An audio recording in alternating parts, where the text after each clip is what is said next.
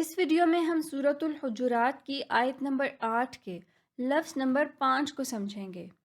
نعمہ۔ نعمہ کا مطلب ہے انعام یا تحفہ۔ نعمہ اصل لفظ ہے اور اسے کالے رنگ سے ظاہر کیا گیا ہے۔ یہاں یہ بات غور طلب ہے کہ قرآن مجید کے لفظ نعمہ اور اردو کے لفظ نعمت دونوں کا مادہ نون، عین اور میم ہے اور دونوں کا مطلب انعام ہے۔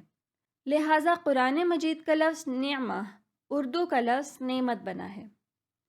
اردو میں اس کا ایک استعمال نعمت الوان یعنی قسم قسم کی نعمتیں بھی ہے۔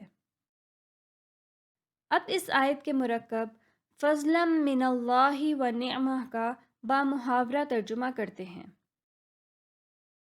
فضلاً کا مطلب ہے سراسر فضل، من کا مطلب ہے کی طرف سے، اللہ کا مطلب ہے اللہ، وا کا مطلب ہے اور، یہ سب ہم اپنی پچھلی ویڈیوز میں جان چکے ہیں۔ نعمہ کا مطلب ابھی ابھی پڑھا ہے انعام، لہٰذا اس آیت کا بامحاورہ ترجمہ ہوگا یہ سراسر اللہ کا احسان اور اس کا انعام ہے۔